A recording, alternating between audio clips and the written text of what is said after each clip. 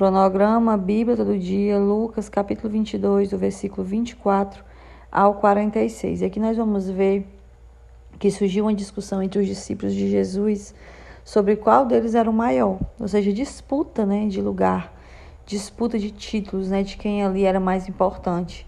E o Senhor, como ele conhecia o coração de cada um deles, o Senhor vai dizer que eles não são igual, que os discípulos de Jesus, tanto aqueles 12 como qualquer um de nós que hoje estamos a seguir a Jesus, que nós não devemos andar nesse mesmo interesse do mundo de hoje, que tem esse interesse por títulos, por posições. Versículo 26 ele diz: mas vocês não serão assim, porque ele faz uma comparação com os reis que dominam as nações terrenas.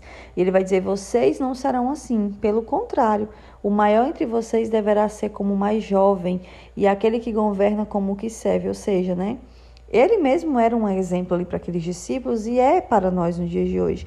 Que nós sabemos a grandeza e a importância de Jesus, o Filho de Deus, e ele não veio para ser servido, ele veio para servir. Servir a minha vida e a tua vida, dando a vida dele em resgate por nós e por muitos. Amém? Depois também você vai falar com Simão, vai alertar Simão, Simão, Simão, Satanás pediu vocês para peneirá-los como trigo. Simão é Pedro, Mas eu orei por você para que a sua fé não desfaleça. Nós sabemos que Pedro, quando ele nega Jesus, porque aqui ele vai dizer que Pedro, antes que o galo cantasse, o negaria 3 vezes. Mas Pedro estava certo e seguro que não faria aquilo que ele tanto diz assim: Senhor, estou pronto para ir contigo para a prisão e para a morte. Ele não aceita o que Jesus está dizendo para ele, Ou seja, ele se achava muito forte. E a própria Bíblia diz também que aquele que está de pé, cuidado para que não caia. Isso serve para mim e serve para você. Nós achamos muitas vezes que os outros têm fraquezas e nós não temos. Pedro foi assim, ele achava que qualquer um poderia cair, menos ele.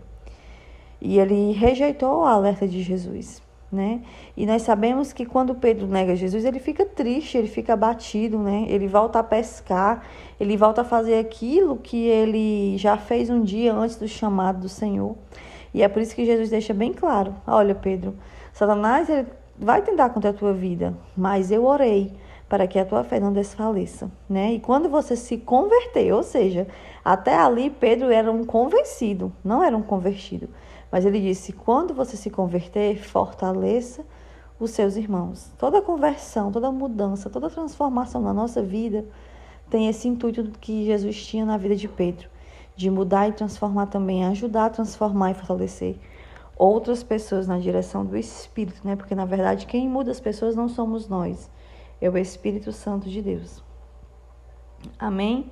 E aí também depois nós vamos ver que Jesus, ele vai orar no Monte das Oliveiras e ele vai, como de costume, orar lá, e ele vai levar os seus discípulos. E ele diz assim: orem para que vocês não caiam em tentação. Nós devemos orar. É interessante porque todos os ensinamentos que Jesus deixou para os discípulos daquela época servem para nós nos dias de hoje. E nós devemos estar sempre em oração, não é verdade, meus amados? E aí ele vai orar, ele vai clamar ao Senhor. Jesus sabia o que estava para acontecer. Tanto é que ele disse: Senhor, se possível, afaste de mim este cálice. Que cálice, Jéssica? Um cálice físico? Não. Esse cálice aqui era todo o sofrimento que Jesus sabia que estava prestes a começar a passar. As surras, os deboches, a crucificação em si. E ele, angustiado, ele orava intensamente. E o seu suor era como gotas de sangue que caía no chão. Ou seja, Jesus ficou bem apreensivo. Por quê? Porque ele tinha o seu lado humano. Então, assim, Jesus passou pelas mesmas limitações e sentimentos que nós passamos como humano. E quando ele volta, ele encontra os seus discípulos dormindo. Ele deixou os discípulos para orar. E os discípulos dormiram, dominados pela tristeza. Sempre que nós estivermos entristecidos, nós vamos querer nos afastar do Senhor e da oração. É interessante porque ao invés de nós corrermos para o Senhor, a tristeza quer nos levar para um lugar contrário, longe de Deus, que é quando mais precisamos de Deus, é quando nós vamos dormir de tristeza e nos distanciarmos, nos afastarmos do Senhor. E ele vai dizer: levantem-se. Por que vocês estão dormindo? Orem para que vocês não caiam em tentação. Fica esse ensinamento aqui para mim e para você. Vamos orar para não cair em tentação. Amém? Deus abençoe.